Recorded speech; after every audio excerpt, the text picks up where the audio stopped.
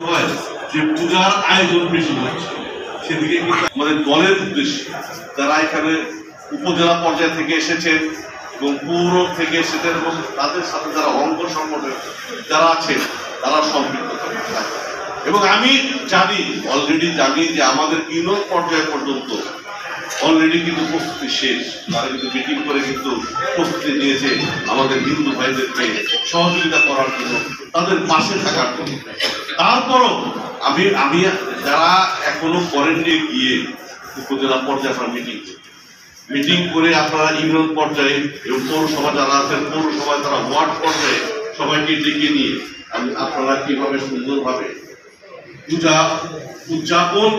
করা যায় সেক্ষেত্রে কিন্তু আপনারা কমিটি করে প্রতিটা সব কমিটি করে প্রতিটা পূজা মণ্ডপে আপনারা কি বলবো যে পাহারার দায়িত্বে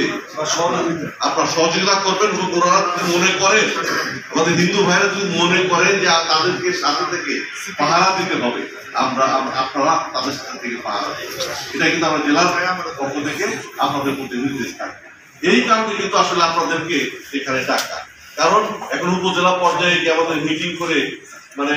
আপনাদেরকে বলার মতো আসলে সময় হয়তো হবে না, পারলে আরো ভালো লাগতো, কিন্তু আসলে সময় স্বল্পতার কারণে আপনাদেরকে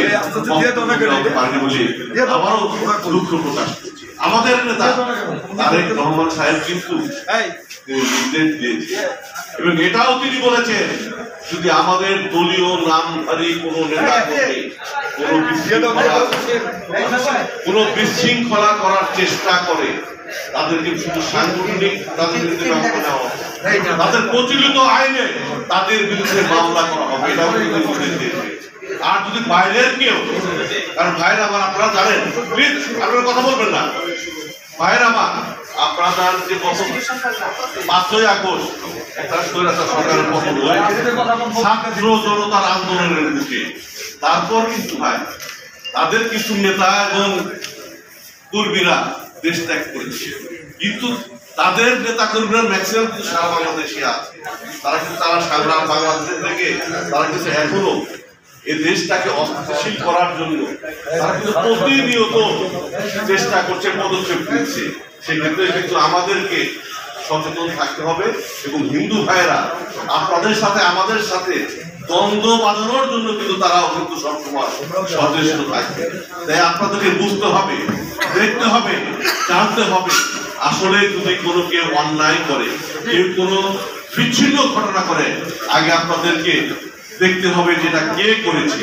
তারপর আপনারা তার বিরুদ্ধে আপনারা সম্মিলিতভাবে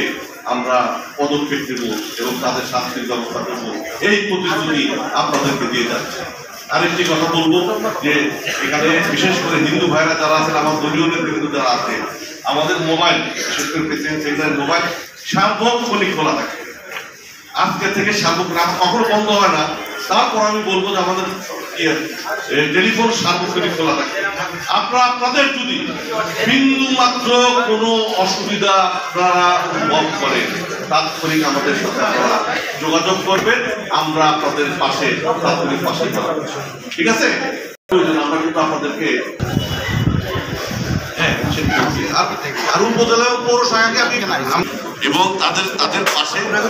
এটা কিন্তু জেলা বিএনপির পক্ষ থেকে, আর যেমন পৌরসভার যারা আছেন তারা পৌরসভার যদি এই ক্ষেত্রে